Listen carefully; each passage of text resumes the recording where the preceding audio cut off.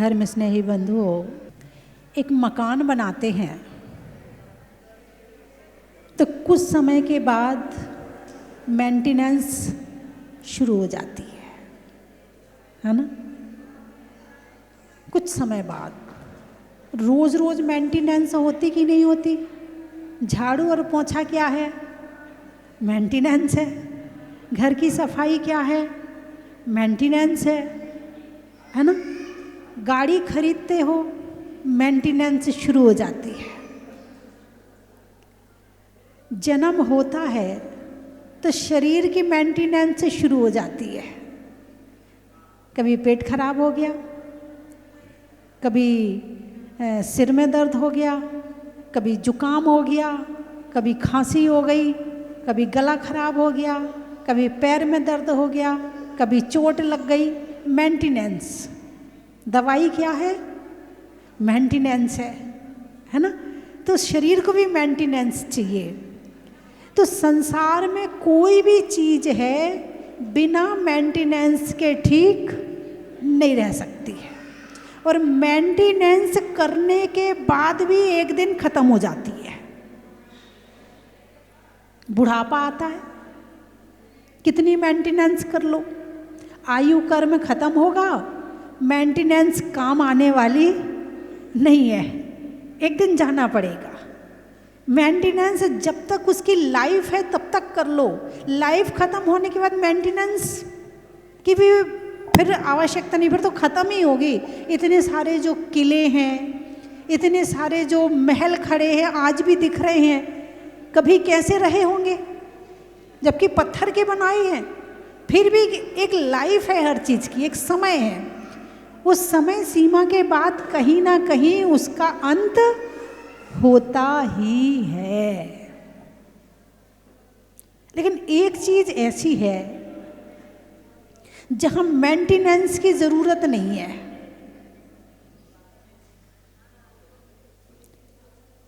Maintenance करनी ही नहीं पड़ेगी वहां पर। कहो तो बता दूं, हैं?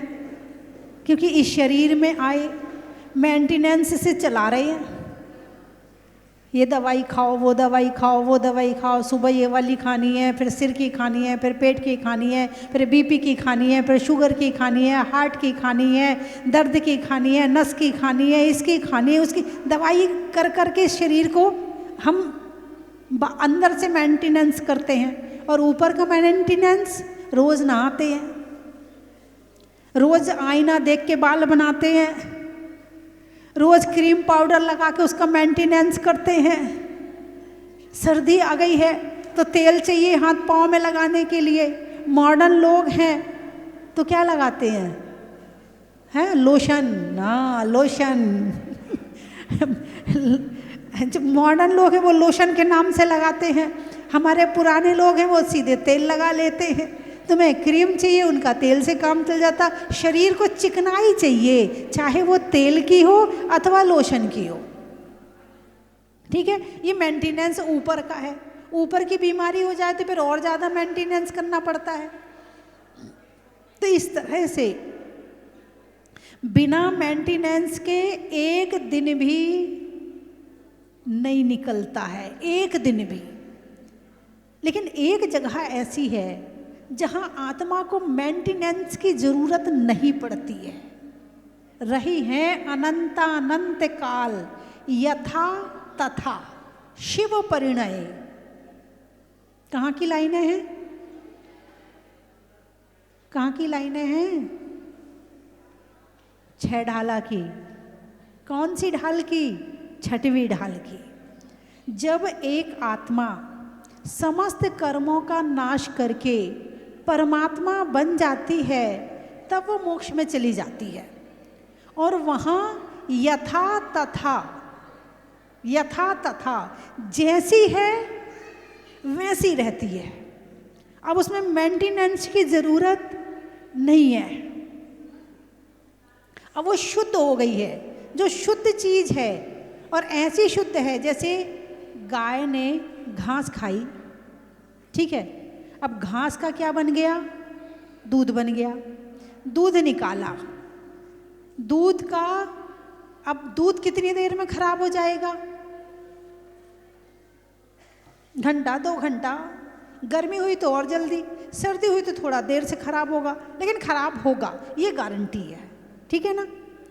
तो दूध का दही जमा दिया, अब दही कितनी देर में खराब हो जाएगा? वही 2-4 दिन में उसमें भी फफूंद लग जाएगी।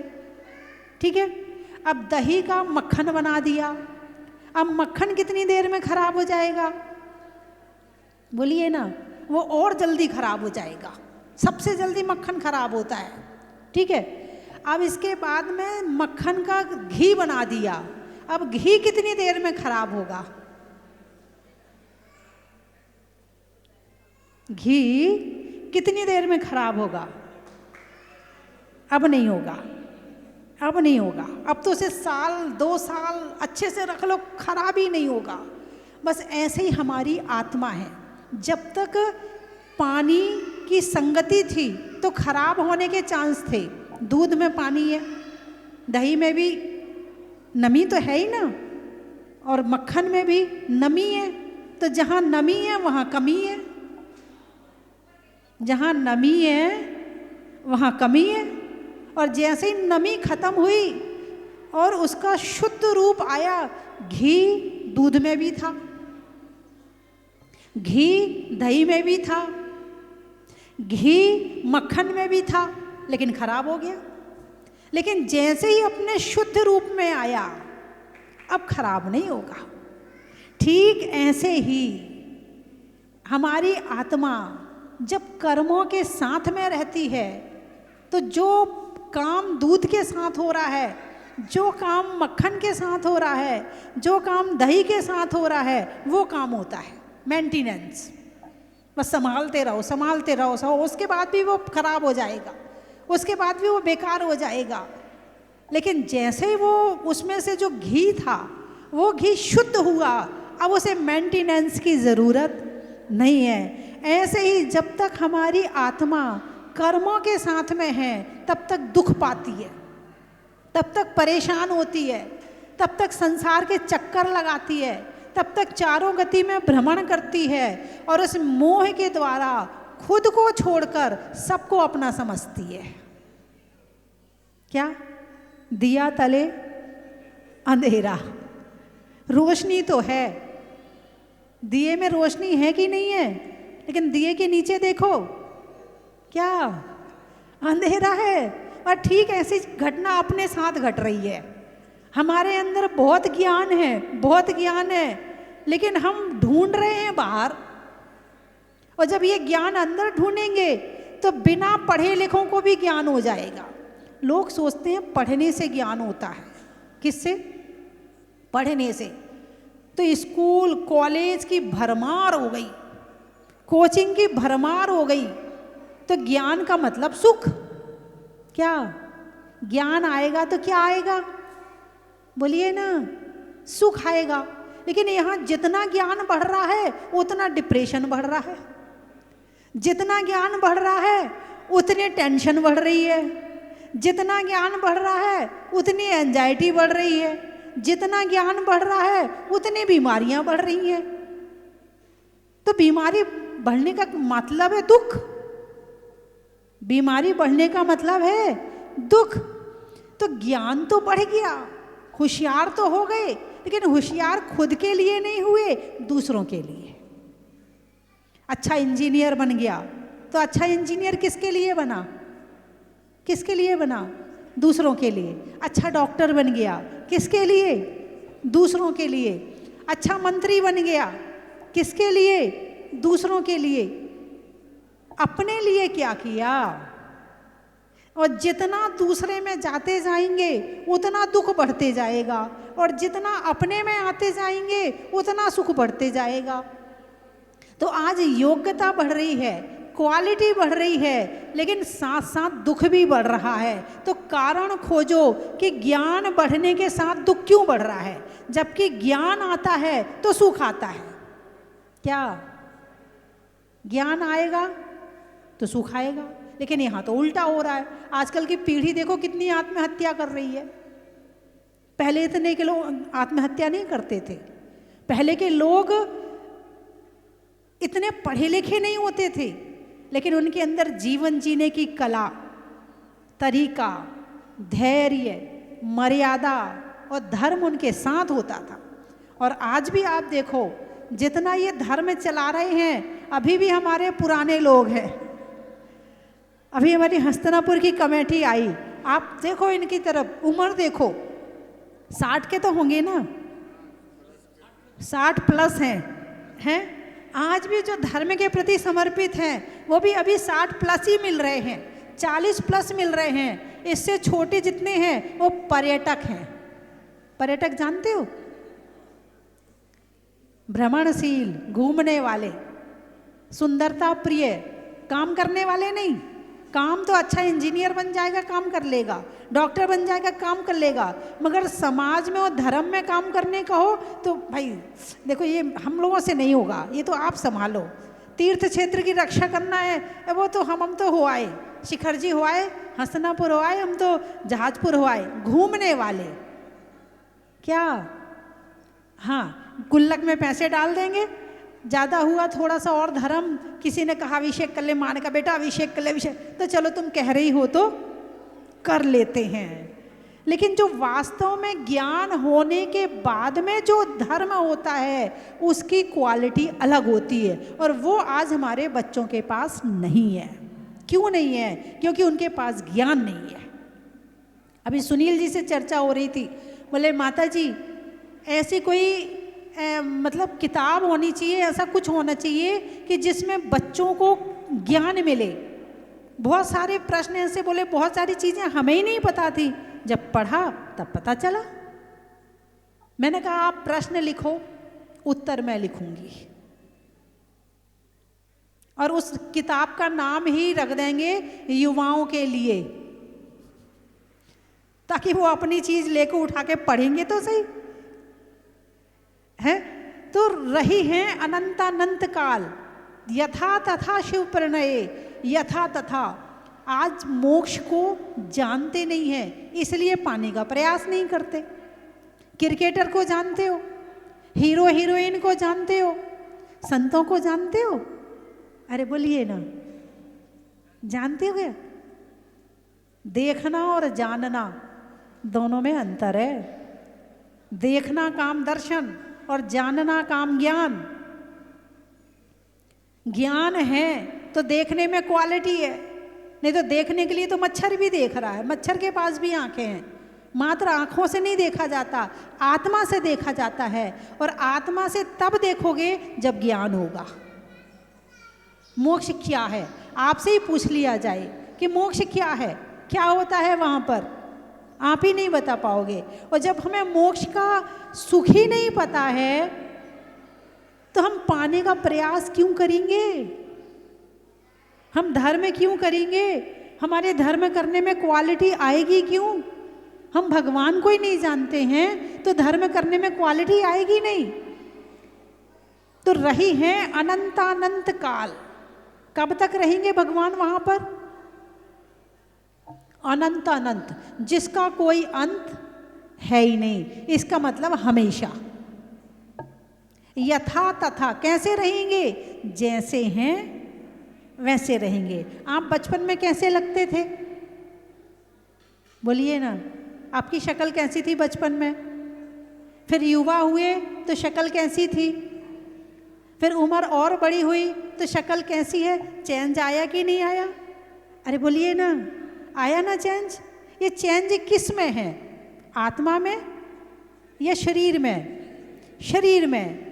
आत्मा में चेंज नहीं है, शरीर में चेंज है। और जब ये आत्मा शरीर से रहित हो जाएगी तो इसका चेंज होना हमेशा के लिए खत्म ही हो जाएगा।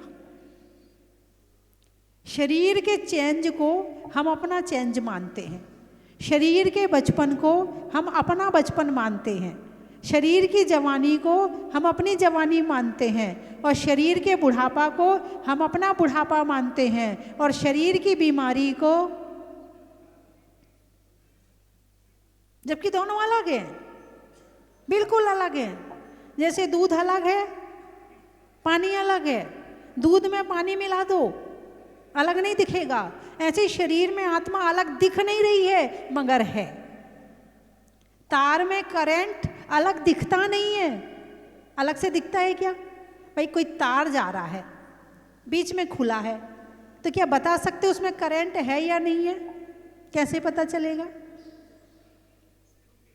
छूकर पता चलेगा है? ऐसे शरीर में आत्मा है, कैसे पता चलेगा?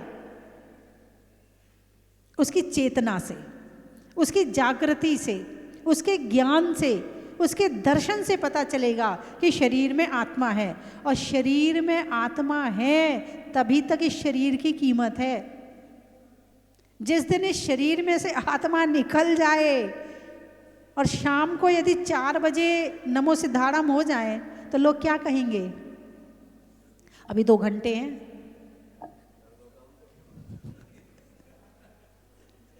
अभी 2 घंटे रात भर कौन रखेगा? सारी रात कौन रोएगा बैठ के? सारी रात जागना पड़ेगा, ले जाओ इसको। वैसे तो आपको तिलक लगा रहे थे, वैसे तो आपका सम्मान कर रहे थे, वैसे तो आपको अच्छी तरह से आपके साथ व्यवहार कर रहे थे। आत्मा के निकलते ही क्या हुआ? क्या हुआ? कौन निकल गया? शरीर तो वही है, शरीर में तो कोई अंतर नहीं आया ना, शरीर तो वही है। फिर इसको क्यों ले जाने लगे? बोले रात भर में जीव पैदा हो जाएंगे। और शरीर में से आत्मा निकलते ही इसमें से इतने जीव पैदा होते हैं, शरीर में इतने जीव पैदा होते हैं, कहते देर नहीं करना चाहिए। यदि ज़्यादा देर कर दी तो जिस शरीर को जला रहे हैं उसका तो लग ही रहा है, लेकिन उसमें जितने जीव पैदा हो गए उसको मारने का पाप और ज़्यादा लगेगा। जब तक ये आत्मा है तो शरीर में भी बदबू नहीं आ रही। आ रही क्या? हल्की फुल्की जो होती वो बात अलग है। और आत्मा निकल जाए तो एक दिन रख दो आप। अभी एक मुझे बताया था, जब कोई लड़की ने अपने पति को मारकर और ड्रम में भर दिया था और उसमें सीमेंट आदि डाल दी थी, तो उनके आस पड़ोसी का बयान सुना मैंने। बोले हमारे मोहल्ले में इतनी बदबू, इतनी बदबू, इतनी बदबू। हम सोचें ये बदबू आ कहाँ से रही है? वो अपनी नाली में पानी डाले, वो अपनी नाली में पानी डाले, शायद नाली से आ रही हो। अब बदबू नाली से तो आ ही नहीं रही थी, बदबू खत्म ही नहीं हो रही। किस में से आ रही थी? शरीर में से। सड़न की क्रिया शुरू हो जाएगी। कौन सी क्रिया? सड़न की क्रिया शुरू हो जाएगी। कब?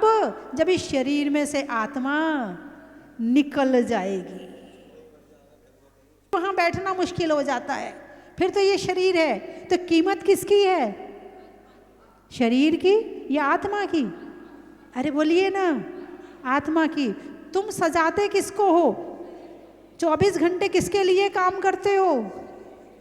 सो के उठ को किसको धोते धाते हो? हैं? तो जिसका ध्यान आत्मा पे है वो आत्मा पे मेहनत करता है, और जिसका मोह शरीर में है वो शरीर में मेहनत करता है। किसकी मेहनत सफल है? जो आत्मा पर मेहनत करता है उसकी मेहनत सफल है। और इस शरीर पे तो कितनी मेहनत कर लेना, बुढ़ापा तो कितने क्रीम लगा लेना, पाउडर लगा लेना, और ब्यूटी पार्लर चले जाना, कितने अच्छे कपड़े पहना लेना, कुछ भी कर लेना, इसको तो बुढ़ापा आने ही आना है, कमजोरी इसमें आने आनी है। तो यदि मेहनत आत्मा पे कर लोगे तो शरीर भी बढ़िया बना रहेगा, शरीर भी तुम्हारा साथ निभाएगा। तो साधु संत हमारे मुनिराज किस पर मेहनत कर रहे हैं? बोलिए ना, आत्मा पर। तुम सुबह सुबह नहा करके कहाँ की गंदगी निकालते हो? शरीर की। और सुबह सुबह सामायिक करके हमारे मुनिराज कहाँ की गंदगी निकालते हैं? आत्मा की। रत्नात्रय पवित्रते। शरीर किससे पवित्र होता है? आप लोग देखो, धोती दुपट्टा पहन के आते हो और महाराज के चरण छू लेते हो। आप तो नहा के आए हो, 16 के कपड़े पहन के आए हो और मुनिराज को छू लिया। मुनिराज ने तो नहाया नहीं, फिर क्यों छू लिया आपने? और क्या कहते? अरे महाराज हम तो पवित्र हो गए। क्या कहते हो? हम तो नहाने से पवित्र होते हैं क्या? रत्नात्रय पवित्रते स्वभाव तो शुचौ काया। स्वभाव से जो शरीर अशुचि है, यदि इसे पवित्र बनाना चाहते हो तो धर्म ही इसका साधन है, ध्यान ही इसका साधन है। इसके बिना ये पवित्र होने वाला नहीं है। पहले तो जब धर्म आत्मा ने करना शुरू किया तो शरीर पवित्र हो गया, फिर और धर्म किया और त्याग किया और तपस्या करी तो एक दिन ये शरीर ही छूट जाएगा। और जब शरीर ही छूट जाएगा तो ये आत्मा अनंत काल के लिए मोक्ष में पहुंच जाएगी। जैसे घी खराब नहीं होता, अब आत्मा दोबारा संसार में आने वाली नहीं है। जैसे वो घी दोबारा से फिर से दूध नहीं बनेगा, ऐसे ये आत्मा फिर से संसारी प्राणी बनने वाली नहीं। अब ये खराब होने वाली नहीं है। कुछ समझ में आया? क्या समझ में आया? धर्म का क्या काम है? सुख देना कि दुख देना? बोलिए, सब लोग बोले। सुख देना कि दुख देना? सुख देना। तो हमारे मुनिराज को ठंड लग रही है, उन्होंने कपड़े छोड़ दिया। आज्ञा मिली भगवान महावीर की, कपड़े छोड़ दो, परिग्रह छोड़ दो, उन्होंने छोड़ दिया। अब उन्हें ठंड लग रही, तो दुख हो रहा है कि सुख हो रहा है? यदि आपको कोट ना मिले, बनियान ना मिले, शॉल ना मिले पहनने के लिए, तो आप दुखी होंगे कि सुखी होंगे? और मुनिराज क्यों?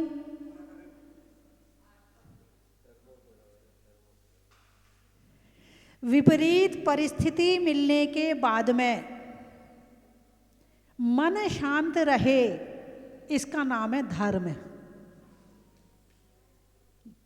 कष्ट मिलने के बाद में मन शांत रहे, इसका नाम है धर्म। इसीलिए काय क्लेश नाम का तप कहा है कि शरीर में तो क्लेश यानी कष्ट हो रहा है और चेहरा मुस्कुरा रहा है। जिनके पाँव में छाले, जिनके चेहरे पर मुस्कान और पाँव में छाले हैं, क्या? जिनके चेहरे पर मुस्कान और पाँव में छाले हैं, वास्तव में वही भगवान महावीर को मानने वाले हैं। वास्तव में वही भगवान महावीर को मानने वाले हैं। कुछ समझ में आया? आपको भी कोई भी कष्ट हो तो आप तो एक विचार करो, जब हमारे मुनिराज सब कुछ छोड़ सकते हैं तो मेरे पास तो बहुत है। क्या?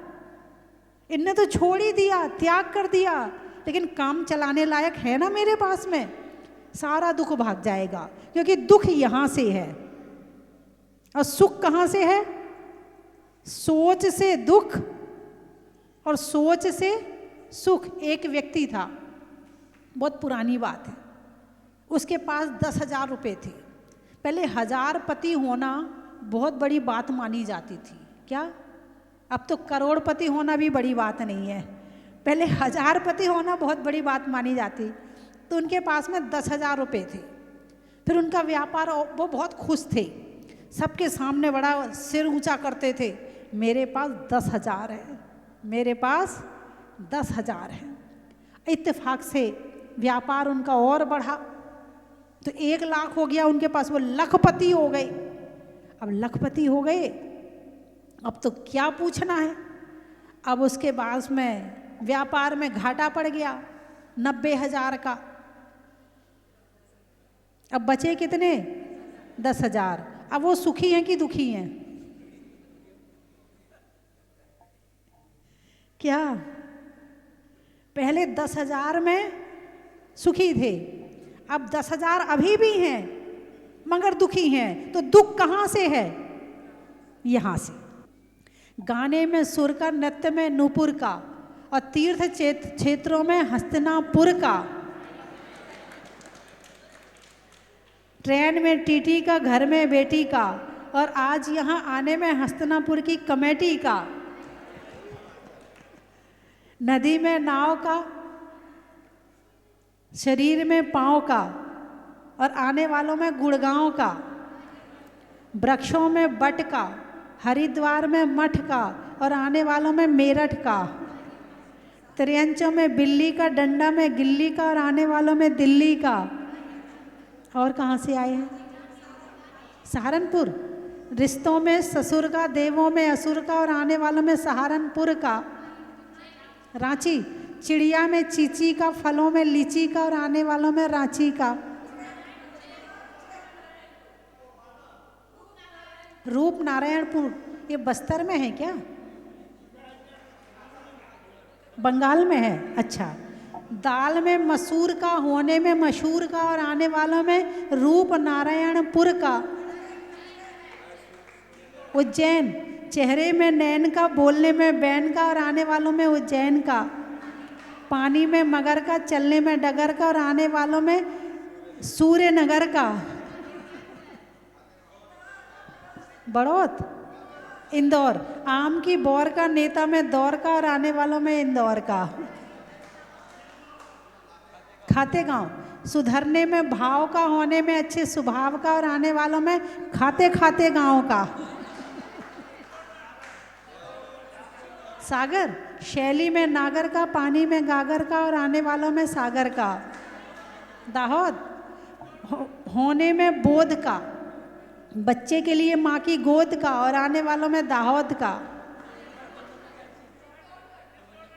प्रबंधक का। पक्षियों में डक का, कपड़ों में चकाचक का और आने वालों में हस्तिनापुर के प्रबंधक का। जबलपुर। इंदौर का बोल दिया। चित्तौड़। घोड़े की दौड़ का, रास्ते में मोड़ का और आने वालों में चित्तौड़ का। जयपुर। पशुओं में खुर का, गाने में सुर का और आने वालों में जयपुर का। और आने वालों में जबलपुर का। पुर वाले इकट्ठे हो जाओ। गोहाना। अच्छा, गोहाना वाले आए। रिश्तों में नाना का, पुर्जों में पाना का और आने वालों में गुहाना का। साड़ियों में शाटन का, खिड़की में कॉटन का और आने वालों में झालरा पाटन का। पलवल। शरीर में बल का, किसान में हल का और आने वालों में पलवल का। सावन की घटा का, रसोई में पटा का और आने वालों में कोटा का। अंजनगांव। अच्छा। पतंग में ताव का, मनुष्यों के प्रभाव का और आने वालों में अंजन गांव का। हो गए सारे। रहने में धरा का, भोजन में बरा का और आने वालों में शाहपुरा का। फूल में कली का, तपस्या में बाहुबली का, आने वालों में देवली का। बजाने में साज का, बटन में काज का। अब प्रवचन सुनने में हमारे लिए, प्रवचन करने में मुनिराज का। बोलिए 24 भगवान ने की। सुख शांति समृद्धि हेतु गामड़ी डूंगरपुर सर्व परिवारस्य श्री विमल जी, शकुंतला जी, संजय, सुनीता, विजय, ममता, अजय, वैभव, मानव, आरती, चांदीवाल परिवार दतिया सोनागिर सर्व परिवारस्य श्री ताराचंद जी, राजेश जी, अशोक जी, दीपांशु जी, पाटनी, मदनगंज के सनगढ़ सर्व परिवारस्य जी, पुखराज जी, अनूप देवी, संजय जी, बबीता जी, मनोज, रश्मि, समृद्धि, दिशा, जैन, गोरखपुर श्री कमल जी, सुनीता, वरुण, नीतीश, श्री कमल वी जैन, सुनीता जी, वरुण जी, नीतिशा, प्रतीक्षा, हर्षुल, आराध्या, अथर्व, दिविसा जैन, दिल्ली वाले सर्व परिवारस्य श्रीमती श्री निर्मल जी, सुरेश जी, प्रकाश जी, छावड़ा, विकास सिल्क मिल सूरत वाले सर्व परिवारस्य एवं प्रतिदिन शांति धारा करता परिवार भगवान के माता पिता बने श्रीमती रेखा जी, श्री भूपेन जी जैन, हुमड़, मुंबई निवासी श्री कैलाश चंद जी, माणक जी, रमेश जी, ठोलिया परिवार जयपुर श्री विमल जी, अशोक जी, संजय जी, विकास, आयुष, पलक, प्रतीक, काव्या, सक्षम, अवधि, समस्त रारा परिवार राव केला उड़ीसा श्री तरुण जी, रजनी जी, अनुराग जी, प्रतीक्षा, काला, अंकुर, मानसा, रिवीर, पाटनी सा परिवार मुंबई श्री अशोक जी, संतोष, देवी, आशुतोष, नीतिशा, आशीष, रितिका, विदिशा, नित्यांश, असवी, जसित, विनायका सा परिवार सूरत श्री वासवाड़ा से संघवी सुरेश कुमार जी, अंजना जी, ललित, रुणा जी, विशाल, सालनी जी, सैलेंटीना जी, जलद्य पार्थी, हर्ष, किंजल, मुक्तेश, निराली, अनुभव, लक्ष्य, दीपांशु, विपुल, वैदिक, ग्रंथ, संघवी सा परिवार स्वर्गीय श्री नरेंद्र जी, पुष्पा जी, अजय जी, बबीता जी, अजय, मंजू, कमल, पूनम, आरुषि, श्रेया, अभिषेक, निकिता, रिया, देवान, सौम्य, संयम जैन, लक्ष्मी नगर दिल्ली सा परिवार श्रीमती अन्नू जी, बच्चू, संगीता जी, अन्नू जी के स्वास्थ्य लाभ हेतु अनिल जी, राखी परिवार अलवर, पर्व जी, सचिन जी, विमल कुमार जी जैन, अहमदाबाद, ईशा जैन, ईशान जैन के स्वास्थ्य लाभ हेतु, ईशान जैन की परीक्षा में सफलता लाभ हेतु बेंगलुरु से कालूराम जी, पंकज जी, अंकुर जी, आद्यांश अनवित जैन, प्रियंका जी के गर्भस्थ शिशु स्वास्थ्य लाभ हेतु जहाजपुर सर्व परिवार से श्रीमती ब्यूटी जैन, नीलेश कुमार जैन ब्यूटी जी के गर्भस्थ स्वास्थ्य लाभ हेतु सर्व परिवार से श्रीमती सीमा जैन, विनोद जैन, वैभव जैन, सर्व मनोकामना पूर्णातम चौधरी परिवार सर्व परिवार एवं परम पूज्य मुनि श्री 108 वैराग्य सागर जी महाराज, परम पूज्य मुनि श्री 108 सुप्रभ सागर जी महाराज, परम पूज्य गणनीय का गुरुमा स्वस्ति भूषण माता जी, परम पूज्य गणनीय का गुरुमा सत्यवती माता जी, हेम श्री माता जी एवं समस्त उपस्थित मुनि यार का संघर्ष, समस्त उपस्थित शांतिधारा करता परिवार, सर्व शांतिधारा देखने वाले, सुनने वाले, करने वाले, बोलने वाले, टीवी मोबाइल आदि माध्यम से देखने वाले, पारस चैनल के माध्यम से देखने वाले सर्व परिवार से, सर्व जहाजपुर नगरी दिगंबर जैन परिवार से, सर्व स्वस्तिधाम कार्यकर्ता गण परिवार से, सर्व स्वस्तिधाम कार्यकारिणी प्रबंधकारिणी समिति गण सर्व परिवार से, उपस्थित सर्व भव्य जनानाम सुख शांति समृद्धि हेतु दिव्य शांति। जहाजपुर देखने के बाद हम सब लोगों के भाव हुए, काफ़ी बार दर्शन किए, लेकिन हस्तिनापुर सिद्ध क्षेत्र कई तरह से प्रसिद्ध है कि शांतिनाथ भगवान के 4 कल्याणक वहाँ हुए। आदिनाथ भगवान का पाड़ना, प्रथम पाड़ना राजा श्रीयांशनाथ का हुआ, और उसमें एक और रहा कि वहाँ पे 700 मुनि राजों का उपसर्ग हुआ। तो वहाँ पे 700 मुनि राजों का जो एक वात्सल्य मंदिर बन रहा है, उसमें माता जी का सानिध्य, माता जी का निर्देशन, और हम लोग माँ से प्राप्त करने आए हैं और माता जी से निवेदन करते हैं कि अपना सानिध्य, अपनी निर्देशन में वहाँ का निर्माण कराएं। मैं मुकेश जैन, महामंत्री तीर्थ क्षेत्र कमेटी हस्तिनापुर व मेरे साथ आए तीर्थ क्षेत्र कमेटी के सामान्य पदाधिकारीगण, सम्मानीय सदस्य व वहाँ प्रबंधक, हम सभी की तरफ से आपको के चरणों में पुण्य वंदामी। माता जी जहाजपुर के बाबा के चमत्कार की कृपा संपूर्ण विवश पर बरस ही रही है।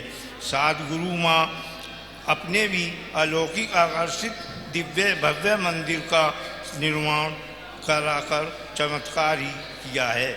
यह भी व्यवस्था, यहाँ की व्यवस्था को देखकर हम सबका मन गदगद हो गया और हम सब यहाँ से बहुत कम समय में बहुत कुछ सीख कर जा रहे हैं।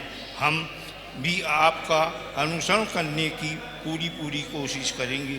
तीर्थ क्षेत्र हस्तिनापुर में महामुनि विष्णु कुमार व 700 मुनियों का विशाल जिन मंदिर वात्सल्य धाम का निर्माण तेजी से चल रहा है। वात्सल्य धाम की जहाजपुर की तरह अलौकिक बने, इसके लिए आपका पावन सानिध्य प्रार्थनीय है। तीर्थ क्षेत्र कमेटी हस्तिनापुर की तरफ से हम सब आपसे हृदय की गहराई से प्रार्थना करते हैं कि हमें अपना सानिध्य देने की स्वीकृति प्रदान करें। माता जी के वात्सल्य दोबारा पाने के लिए हम सब यही कामना करते हैं कि माता जी हमारे हस्तिनापुर तीर्थ क्षेत्र पर भी आए और बाकी रौनक चमक दोबारा वापस लौटाए।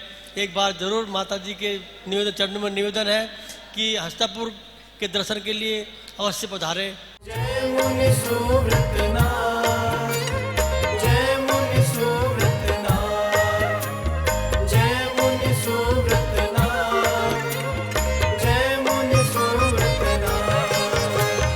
कुछ अतिशय हम पर बरसा दो, अंतर मुख मन मेरा करा दो। श्री समेत से मुक्ति पाई, जहाजपुर महिमा दिखलाई। कर्म नाश निर्वाण को पाया, पाने को मैं शरण में आया। शनि ग्रह बाधा दूर भगाओ, भक्तों के संकट विनाशाओ। जय मुनि सुव्रतनाथ, जय मुनि सुव्रतनाथ, जय मुनि सुव्रतनाथ, जय मुनि सुव्रतनाथ।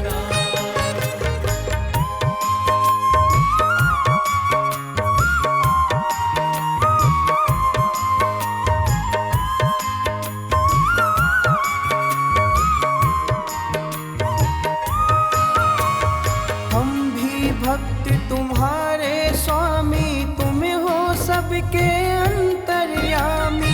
दिल में कंचन की थाल को सजाओ रे आज, रत्नों की थाल को भर लाओ रे आज। आओ आओ करे रे गुणगान, आरती भगवन की। आओ आओ करें गुणगान आरती भगवन की। आओ आओ करें गुणगान आरती भगवन की।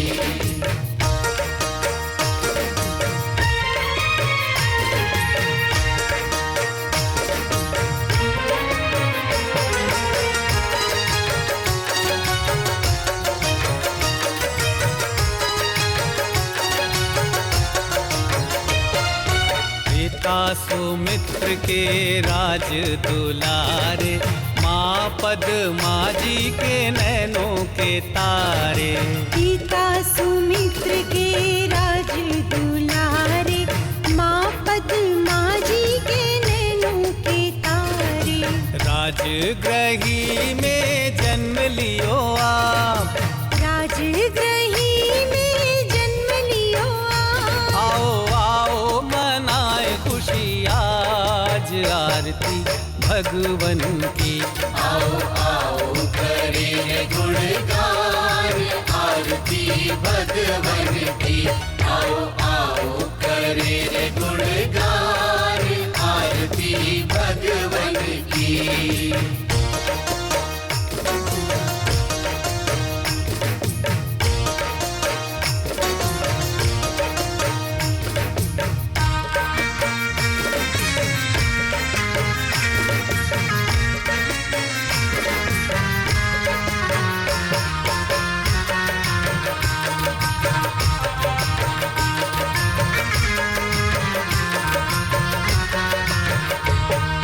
घी कपूर बाती से ज्योति को जला के, प्रभुवर के चरणों में शीश को नवा के।